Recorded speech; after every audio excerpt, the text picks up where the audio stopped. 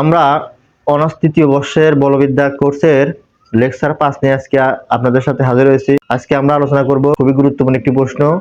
তো প্রশ্ন ছিল এরকম: এম ভর বিশিষ্ট একটি বস্তুকণা কোন সরলরেখায় এম এন স্কয়ার দূরত্ব বলের অধীনে একটি নির্দিষ্ট বিন্দুর অভিমুখে চলমান এবং এম মিউ বেগ এর সমান একটি ক্ষুদ্র বাধার দ্বারা এর গতি বাধাপ্রাপ্ত হয়। আর দোলনকাল, বিস্তার এবং ডান দোলনকাল বের করো।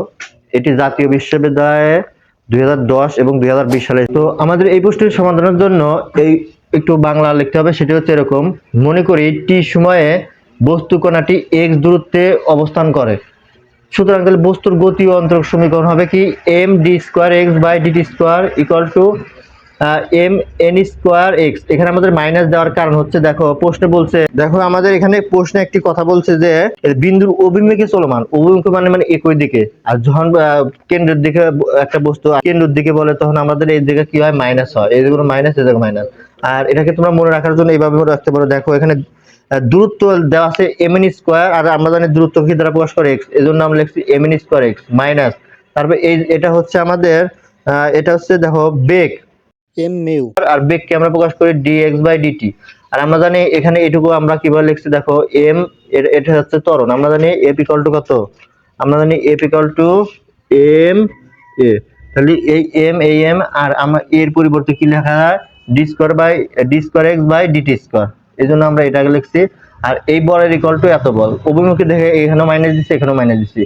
তাহলে এই জিনিসটাকে আমরা এখন সব মানে এই ডানের সব পদকে আমরা কি করব? বামের দিকে নিয়ে আসবো।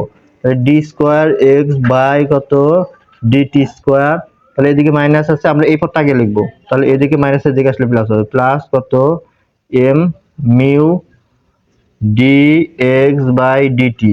আর এদিকে মাইনাসের দিকে আনলে প্লাস হবে। তাহলে প্লাস এম এম কি এন স্কোয়ার এক্স, আর এদিকে কিছু থাকে না মানে 0। এখন আমরা কি কমন নেব? এখানে এম আছে, কিন্তু এখানে এম আছে।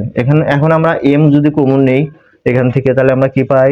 এম যদি আমরা কমন নেই তাহলে পাই D square x by DT square plus এখান থেকে এম চলে গেলে কি থাকে? Mu DX by DT. আর এখান থেকে এম কমন লিখে থাকে N square X equal to কত? 0। এখন আমরা উভয় পক্ষকে যদি এম দ্বারা ভাগ করি তাহলে আমাদের এই এমটা বিনিশ হয়ে যায়। তাহলে এখানে থাকে কি? D square x by DT square plus mu, তাহলে এখান থেকে mu D X by DT plus কত? N square X equal to 0। এখন এই সমীকরণকে আমরা 1 নম্বর সমীকরণ ধরে নিব। এখন আমরা কি করব?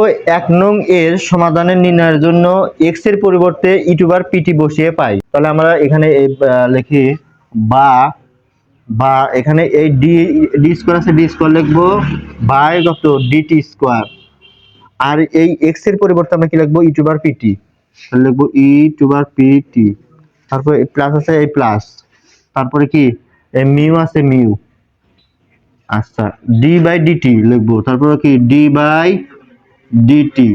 আর এই এক্স এর পরিবর্তে আমরা কি বসাবো? ই টু বার পিটি। এক্স এর পরিবর্তে আমরা কি বসাবো? ই টু বার পিটি। তারপর প্লাস আছে প্লাস, তারপরে এন স্কোয়ার এক্স, এই এন এর পরিবর্তে এন লিখবো। আর এই এক্স এর পরিবর্তে আমরা কি লিখবো? ই টু বার পিটি। তাহলে ইকুয়াল টু কত? 0। এখানে এই টি এর সাপেক্ষে এই পদটাকে আমাদের কয়বার অন্তরীকরণ? 2 বার। তাহলে আমরা যদি এই পদটাকে যদি একবার অন্তরীকরণ করি, আমরা একটা সূত্র জানি। দেখো আমরা সূত্র জানি D D x E to bar x কে যদি আমরা ডিফারেন্সিয়েশন করি কি হয়? ই টু বার এক্সই হয়। ঠিক আছে? DD x E to bar x কে যদি আমরা ডিফারেন্সিয়েশন করি কত হয়? ই টু বার এক্স। এখন আমাদের দেখো এখানে আমরা এই এটাকে যদি আমরা একবার অন্তরীকরণ করি D D by D DT, আর একবার যদি এই পদটাকে অন্তরীকরণ করি তাহলে আমাদের এখানে কি আছে? ডিডি টি এর সাপেক্ষে যদি অন্তরীকরণ করি তাহলে ডি ডিটি ই টু বার কত? পিটি।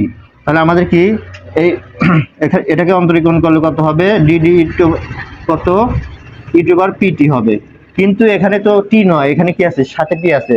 মানে এখানে আমরা জানি d d x E to bar x x, কিন্তু এখানে তো এক্স নাই, তার সাথে কি আছে? আরেকটা অতিরিক্ত আছে টি। তাহলে সেটাকে আবার আমাদের কি করতে হবে? টি এর সাপেক্ষে অন্তরীকরণ করতে হবে। এবং এই পদটাকে যদি আমরা টি এর সাপেক্ষে আবার অন্তরীকরণ করি তাহলে কত পাই? পি। তাহলে আমরা এই এই একবার যদি অন্তরীকরণ করি তাহলে কত পাই? ই টু বার পিটি ইন্টু কত পি প্লাস কত এই মিউর জায়গা থাকবে আর D by DT E to power PT. এটাকে যদি আমরা আবার কি করি এইরকম এই সূত্র প্রয়োগ করে তাহলে কি আসবে এই ই পিটি পাবো এবং এই যেহেতু এটা এক্স নয়, ঠিক আছে, আমরা কি জানি d d x d d d by d e to power x equal to কত হয় ই এক্স, কিন্তু এখানে কি আছে তার সাথে আরেকটি আছে, তাহলে সেটাকে আবার কি করতে হবে ডিফারেন্সিয়েশন করতে হবে। তাহলে ই পিটি আসবে এবং এই ই পিটি কে যদি আবার ডিফারেন্সিয়েশন করি কত পাবো আমরা পি পাবো। তারপরে এখানে কি আছে n square into e to power p t equal to কত 0 বা d d t E to power p t যদি আমরা কি করি অন্তরীকরণ করি তাহলে কি হবে e to power p t into কত পি, তারপরে ইনটু পি প্লাস কত mu e to power p t into p plus N square into e to power p t equal to কত 0। এখন দেখো আমরা এখানে কি লিখতে পারি এই পি এবং পি গুণ করলে কত হয় পি স্কয়ার, তারপরে আছে কি E to the power PT plus এখানে কি হয় মিউ আর পি গুণ করলে কত হয় মিউ পি তারপরে ই টু পাওয়ার পিটি প্লাস এখানে কি হয় দেখো N square into e to পাওয়ার কত পিটি ইকুয়াল টু কত 0।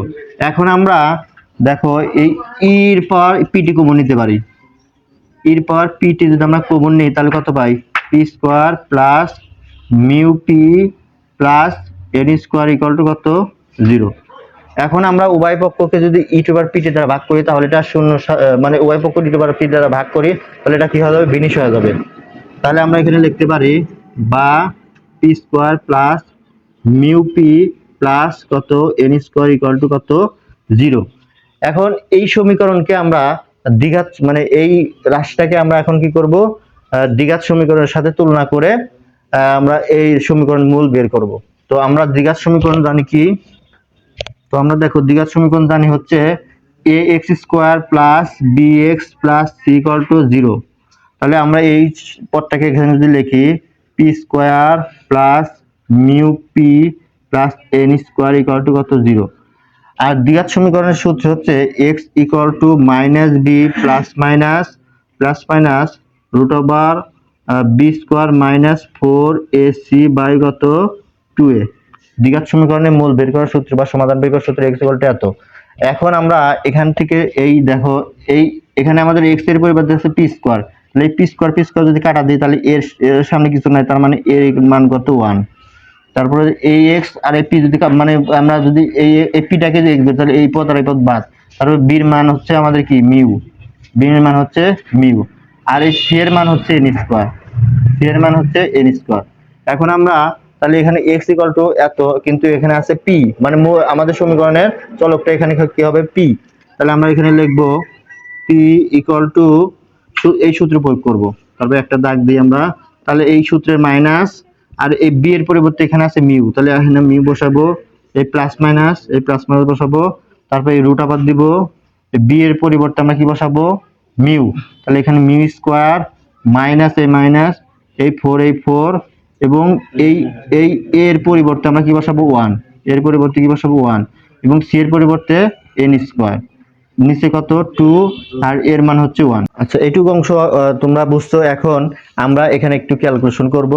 দেখো তাহলে আমরা এটাকে সমহর করব 2 একে 2 এই এটা ইউ নিচে দিয়ে দেব, তাহলে মাইনাস ইউ বাই কত 2, তারপরে প্লাস মাইনাস, তারপরে এখানে কি থাকে দেখো, তাহলে এখানে আমাদের থাকে রুট ওভার ইউ কে মিউ কে স্কয়ার করলে কত হয় মিউ স্কয়ার মাইনাস 4 আর এন কে স্কয়ার করলে কত হয় 4n স্কয়ার, আর নিচে কি থাকে এই 2 এটার নিচে যাবে এটার নিচে হবে যেহেতু আমরা সমহর করতেছি। এখন আমরা দেখো একটা কাজ করতে পারি, তাহলে এই সমানের জায়গায় থাকবে, তারপর মাইনাস কত মিউ বাই 2 প্লাস মাইনাস। এখন দেখো আমরা এখানে কি করব, এখান থেকে আমরা একটা কাজ করতে পারি, এই 4টাকে কমন নিতে পারি, তাহলে আমরা যদি রুট আবার এই 4 কে যদি কমন নিই তাহলে এখানে যেহেতু 4 নাই তাহলে 4 এর নিচে যাবে, যখন কমন একটা জিনিস কমন নেবা ওই পদটা তোমার যদি না থাকে ওই জায়গা তাহলে নিচে ভাগ আকারে চলে যায়, তাহলে এখানে 4 যদি আমরা কমন নিই এখানে 4 নাই তাহলে মিউর নিচে 4 যাবে, তাহলে মিউ স্কয়ার বাই 4 মাইনাস এখানে যেহেতু আমরা 4 এন স্কয়ার কে 4 দ্বারা ভাগ করতে তাহলে 4 পর বাদ, তাহলে এখানে থাকবে এন স্কয়ার আর নিচে আছে 2। আচ্ছা তাহলে এখানে থাকে কি minus mu by 2 plus minus আর এই 4 কে যদি আমরা রুট করি কত পাই 2, তাহলে এখানে কি থাকে root over mu square by 4 minus কত n স্কয়ার বাই কত 2।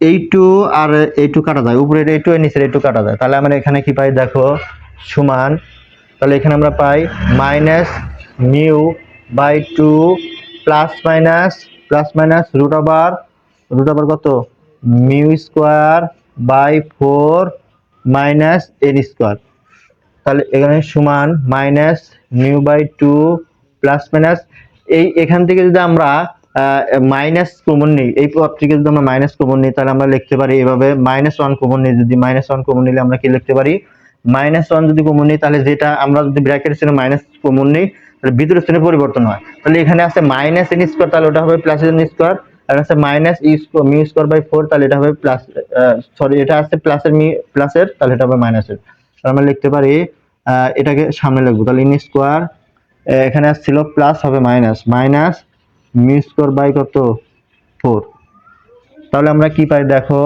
সমান মাইনাস মিউ বাই কত 2 প্লাস মাইনাস, আর আমরা ইন্টারমিডিয়েট থেকে জানি যে i স্কয়ার ইকুয়াল টু কত -1, তাহলে আমরা এখানে কি করব এই -1 এর পরিবর্তে i স্কয়ার বসাবো, তারপর এখানে কি আছে n square minus mu square by কত 4, তাহলে এখানে কি আছে minus mu by 2 plus minus, এখন আমরা যদি এই i স্কয়ার রুট কাটা যায়, আমি ছাত্রদের বোঝানোর এইভাবে বুঝাই যে যার পাওয়ার আছে সে কি রুটের ভিতরে কেটে চলে আসে, তাহলে এই যে i স্কয়ারের উপর কি পাওয়ার আছে এই জন্য সে কেটে জেল থেকে চলে আসবে, তাহলে এখানে থাকবে i, আর তাহলে রুট তাহলে কি থাকে root over n square minus mu square by কত 4, এখন আমরা minus mu by 2 plus minus, আচ্ছা এখানে mu by 2 plus minus i, তাহলে এইটুকুর পরিবর্তে আমরা এখন কি করব a ধরবো। আচ্ছা তারপরে দেখো এখানে আমরা এইটুকুর পরিবর্তে a ধরছি, যেখানে এই এর মান আমরা এইটুকু এবং এই মিউর মান যদি 2n এর চেয়ে কি হয় ছোট হয়, তাহলে সুতরাং 1 নং এর সমাধান হবে x ইকুয়াল টু এইটুকু অংশ আমরা এবার একটু মুখস্থ রাখবো যে 1 নং এর সমাধান হবে c এর পাওয়ার কত মাইনাস মিউ t বাই 2 আর cos pt প্লাস b, এটুকু করার পরে আমাদের এই বাংলা অংশটুকু লিখে দিতে হবে এবং বাংলা অংশটুকু লিখে দিলে আমরা এই প্রশ্নের ফুল নাম্বার পাবো। যেখানে দেখো যেখানে c এখানে আমাদের এই c এবং এই b, যেখানে c এবং b দুটি অবাধ ধ্রুবক, আর যদি এই মিউ খুব ক্ষুদ্র হয় তবে এই রাশি এই মিউটা যদি আমাদের খুব ক্ষুদ্র হয়, এই মিউটা যদি আমাদের খুব ক্ষুদ্র হয় তখন এই এত রাশিটি ধীরে পরিবর্তনশীল রাশি হবে, যাতে দুই সমীকরণটি সরল হারমোনিক গতির আসন্ন সমীকরণ প্রকাশ করে যার দোলনকাল, আচ্ছা আসন্ন সমীকরণ প্রকাশ করে যার দোলনকাল 2π/a, এই 2 পাই লিখলাম আর এর পরিবর্তে আমরা এই যে এইটুকু অংশ বসিয়ে দিলাম, ঠিক আছে। তারপরে এটি 2π/n এর খুব নিকটবর্তী হবে, যেখানে হবে যখন মিউ খুব ক্ষুদ্র দোলনের বিস্তার, এখানে আমাদের এইটুকু অংশ হচ্ছে বিস্তারের যেটুকু অংশ কজের আগে, যা একটি নিম্নক্রমের ধার রাশি, এরূপ গতিকে ড্যাম দোলন গতি বলা হয় এবং মিউ দ্বারা ড্যামের পরিমাপ করা হয়। আশা করি এই প্রশ্নটি খুব সুন্দরভাবে বুঝতে পারছো। এরকম ভাবে সব নিত্য নতুন ভিডিও পেতে আমার চ্যানেলটি সাবস্ক্রাইব করে রাখবে। খোদা হাফেজ।